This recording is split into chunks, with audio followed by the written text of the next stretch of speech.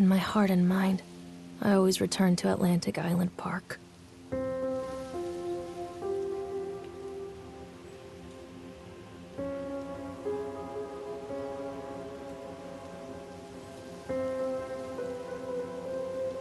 Where's Mr. Bear? I haven't seen Mr. Bear, Callum.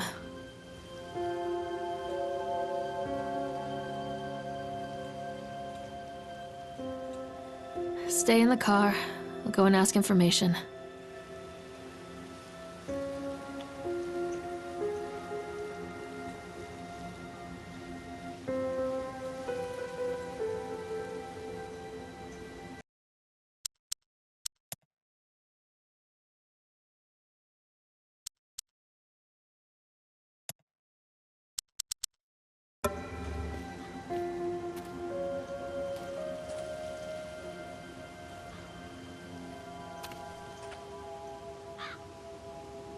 Attention, patrons. The park is now closed. Please make your way to the car park at your earliest convenience. Employees prepare the park for shutdown.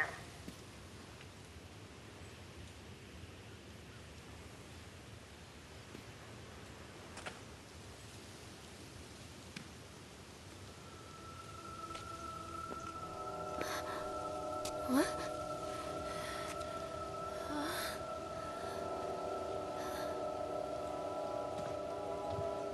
Hey, Lorraine. Lorraine. Don't blame yourself, Lorraine. People lose things all the time. Take a deep breath and think about the last place you saw your son's teddy bear. Hey, stop! I think your boy just ran into the park. I'll unlock the gates for you.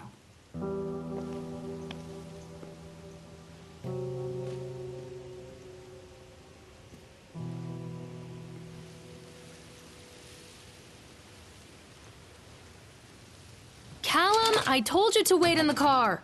Catch me, Mommy.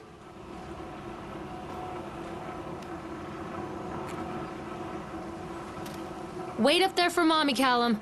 Over here. There's something special about the entrance to an amusement park. A line drawn between the real world and the world of whimsy within. On this side, the apathy of our everyday lives. And on the other, anything we might dare to dream. It's no wonder Callum ran back inside. I wouldn't want to leave either. Attention, employees. The park is now closed. Have a safe journey home.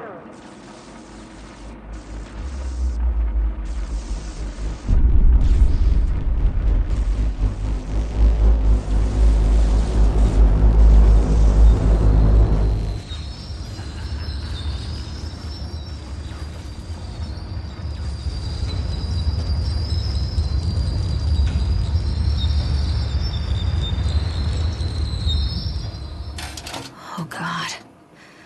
The park. What happened here? It's easy to get lost here.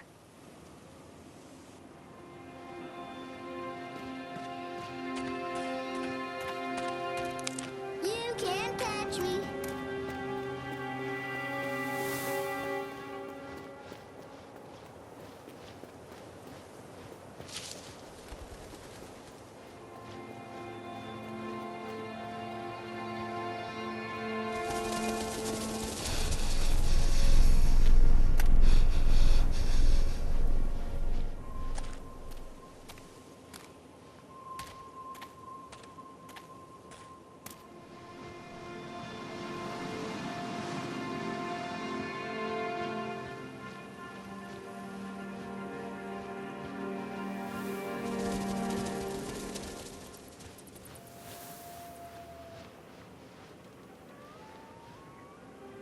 Hello?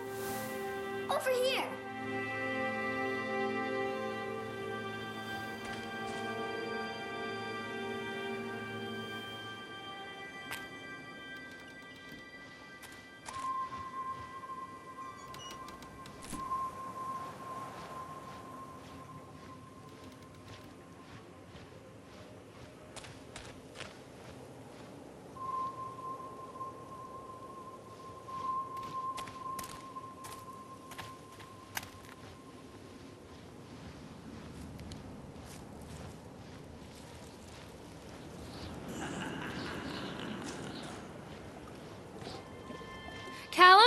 Stay where you are!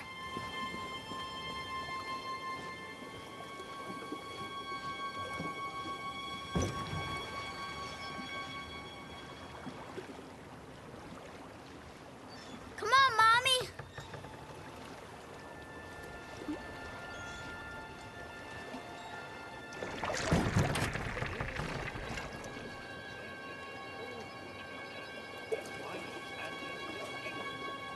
A boy named Hansel.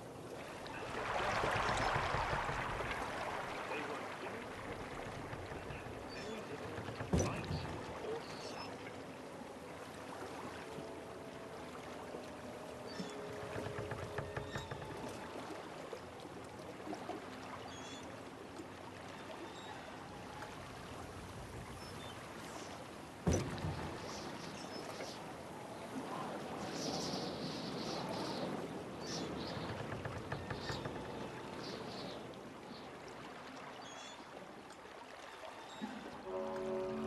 Near a great forest, there lived a poor woodcutter, his wife and his 2 children. A boy named Hansel and a girl named Gretel. They were very poor and had very little to bite or sup.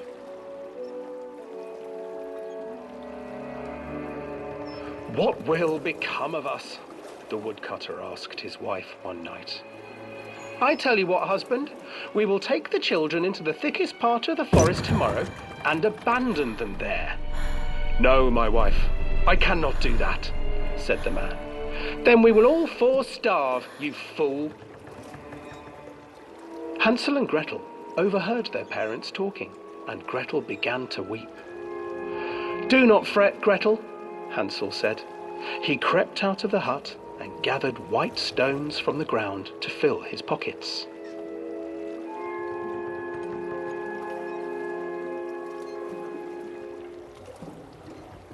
The next morning, the woodcutter leads the children into the forest. Before they leave, their mother gives them a slice of bread and warns them that they will get no more food that day. Clever Hansel leaves a trail of white stones behind them as they pass into the woods. When their father leaves them, the children wait a while, then follow the trail back to their parents' house. After receiving a thorough scolding from their parents for getting lost in the woods, the children are sent to bed without any supper. Hansel tried to sneak out and collect more white stones, but found that the door was locked. "Tomorrow I will take them into the woods myself," the wife told the woodcutter. In the morning, their mother gave them a slice of bread and led them deep into the forest once again.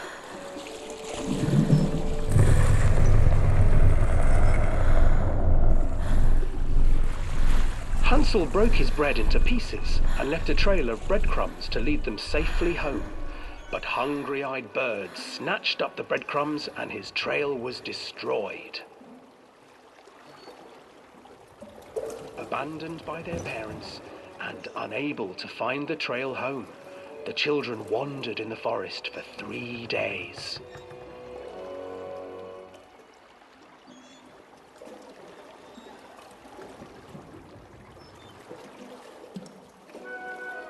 The children stumbled into a clearing with an exceedingly strange house. Its walls were made of gingerbread, and its windows were panes of clear sugar. Hansel, desperately hungry, ran forward and began to nibble on the walls.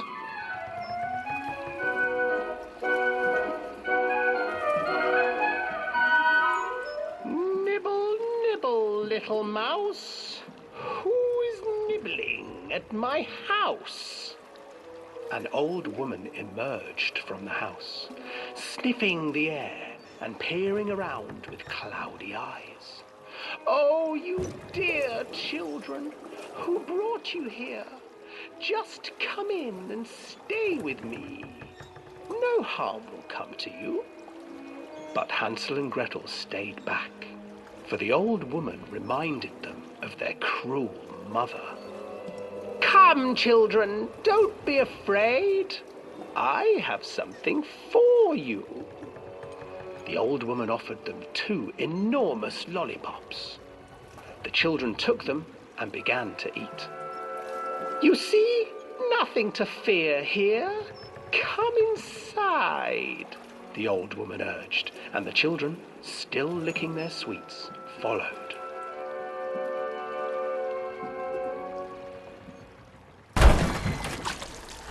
Once inside the house, the old woman changed. She stuffed Hansel into a cage and put Gretel to work, sweeping and cleaning her hut. Your brother will make a good mouthful, the old witch told Gretel. Once he is fattened up, I shall feast upon him.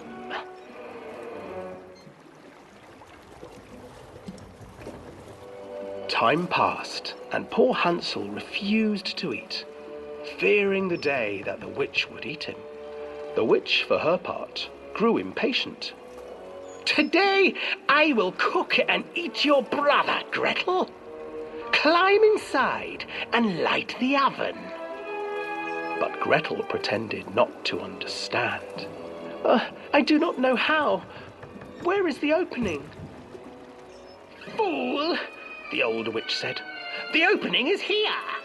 And she moved to show Gretel. Seizing her courage, brave Gretel gave the witch a shove, and the old crone tumbled forward into the oven. Gretel slid a large iron bolt over the door to the oven. Gretel freed her brother Hansel, and together they lit a fire beneath the oven.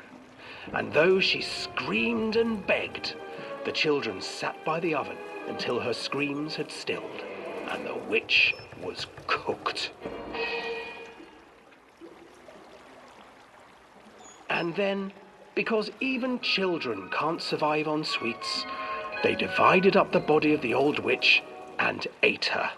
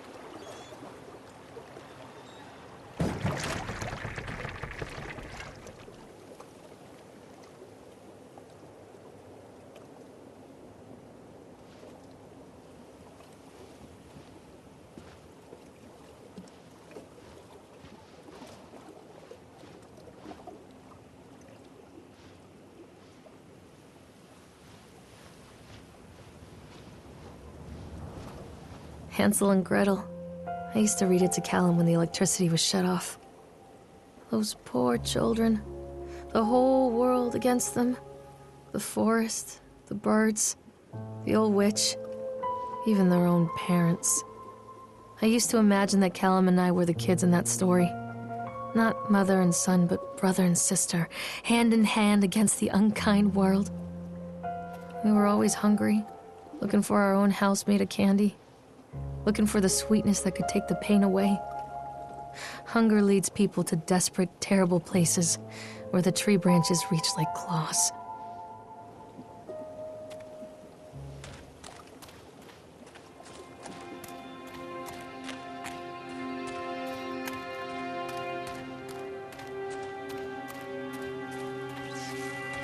Another accident.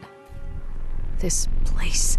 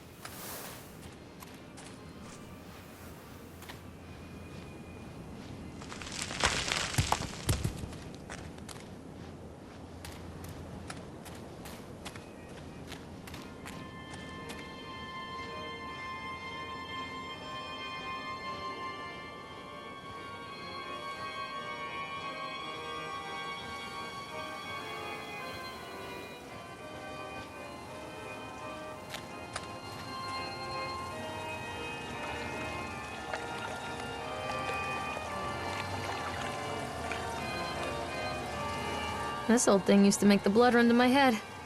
Make me dizzy. Where are you?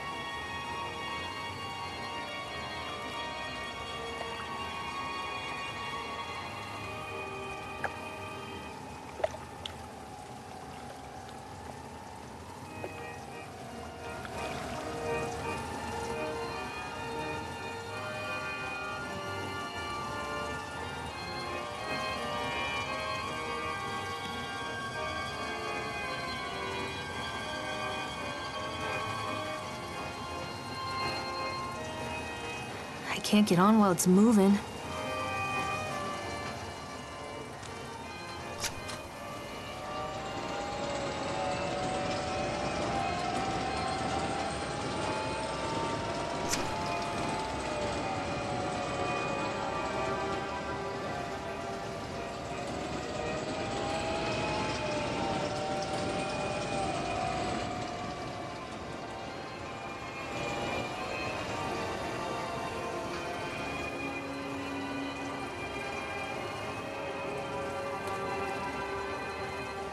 Treachery hides in thoughts. Treachery that lashes like a whip and scars our insides. The first time I saw Callum, my thoughts betrayed me. I looked down at this wrinkled, red, bawling thing and I thought, is that it? We build our world from expectations, and the world that I had built for Callum was no different. He was so real, so there, and so far from my expectations. And they shattered, and as they fell in pieces, that one treacherous thought became a new foundation. All of the love that we shared, all of the warmth and goodness that followed, built on a single, traitorous thought.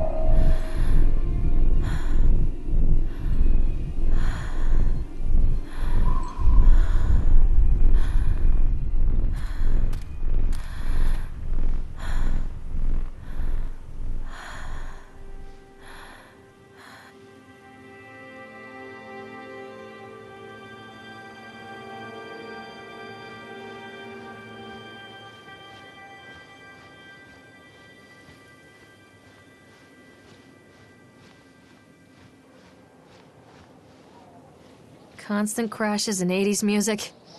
I guess it floats someone's boat.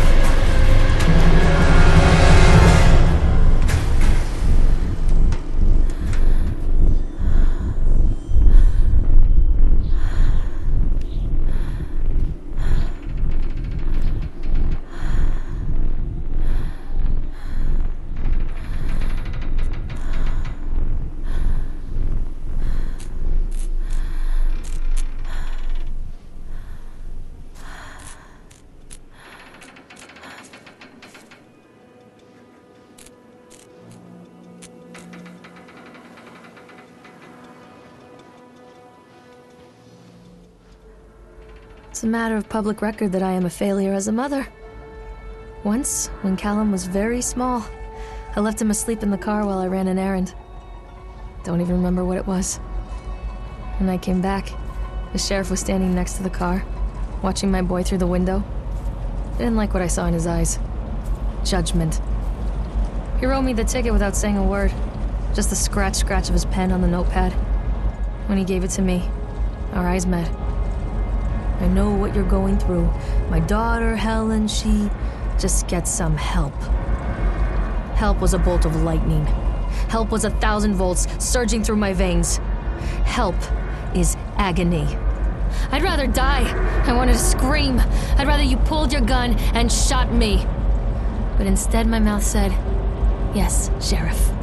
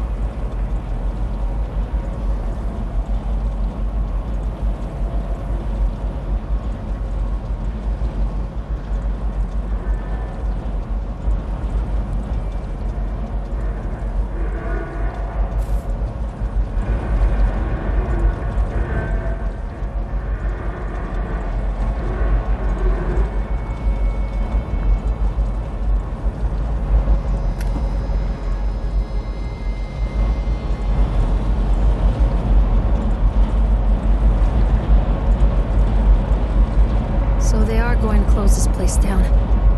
Doesn't surprise me.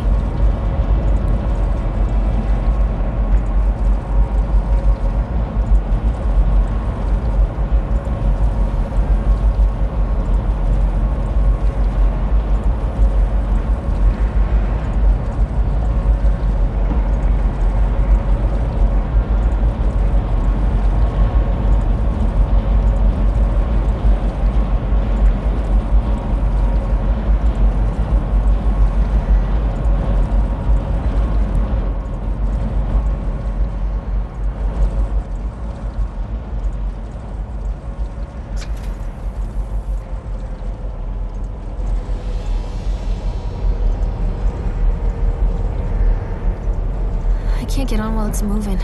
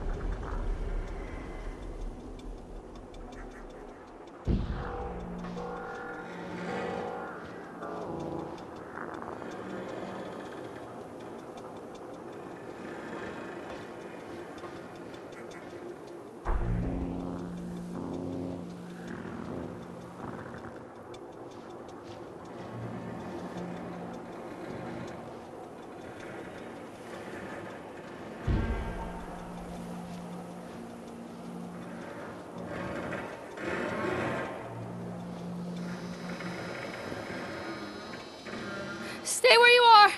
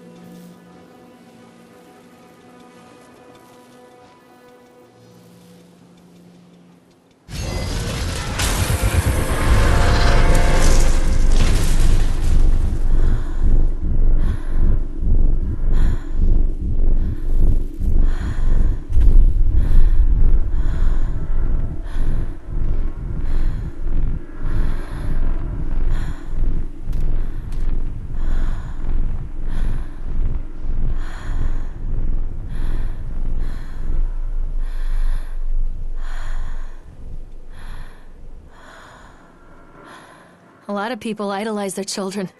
You hear them talking about their kids and just the way they talk, their fucking voices make me want to vomit. My angel likes to read, and little Johnny is so good on the piano. Fuck those people! You give up 9 months of your life carrying them, you traumatize yourself giving birth to them, and then you spend the rest of your life as their slave. Wiping asses, mopping up piss, feeding them. Little life-sucking monsters who take and take and take until... we all go insane. Any parent who pretends otherwise is just dishonest. That's called choice supportive bias. I am honest. Callum really grinds my gears, and he owes me everything. Everything. It'd serve the little fuck right if I just abandoned him.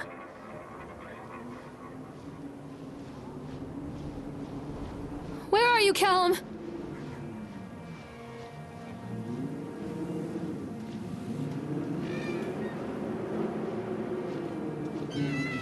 I always wanted to ride this one. Never got around to do it before. Don't be afraid. Where are you? Callum!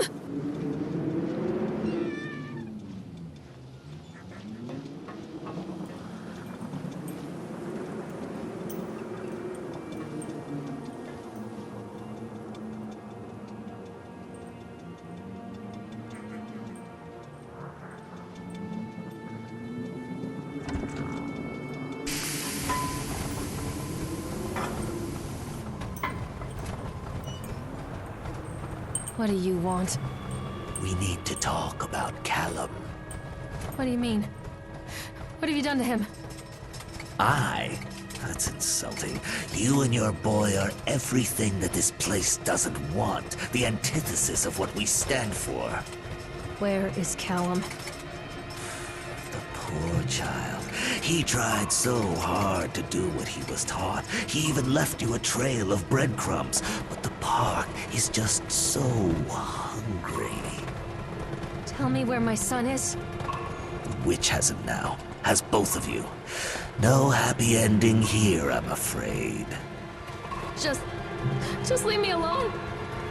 Fool. You always were.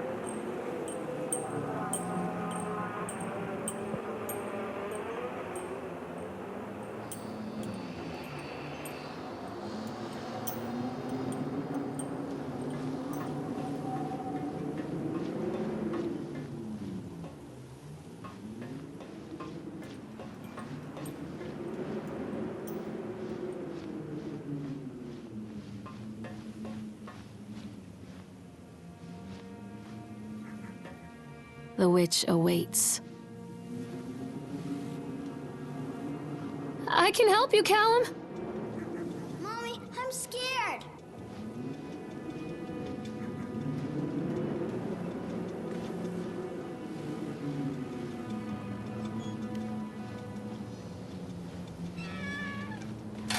Callum has bruises on his arms, finger marks. Someone has been hurting him. I've asked him, demanded really, to know where he got the marks. But he doesn't want to answer me. Something has scared him into silence. He doesn't dare talk. He's been changing.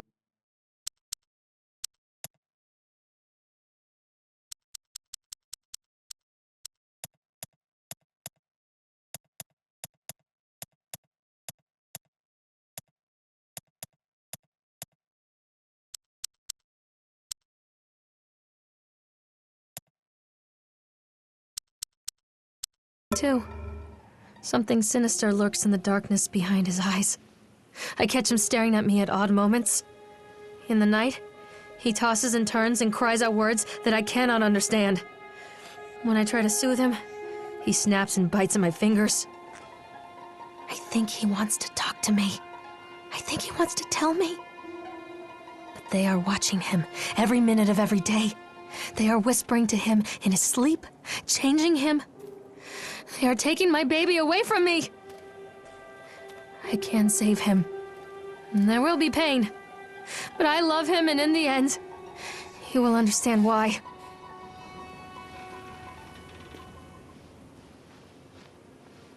This isn't a game, Callum! What are you scared of? Callum, where are you? Keep them away from me!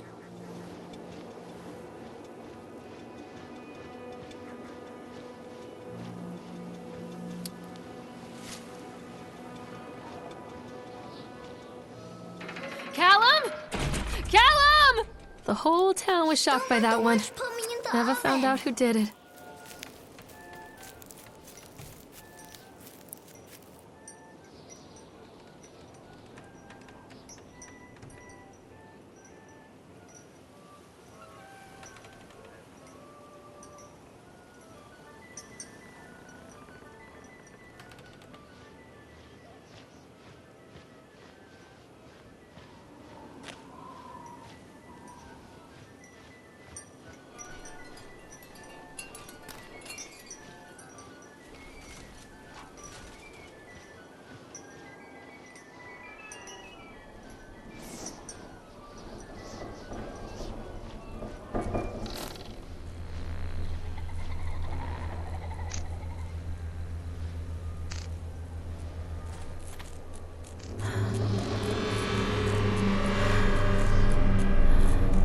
Bastard. Who did this to him?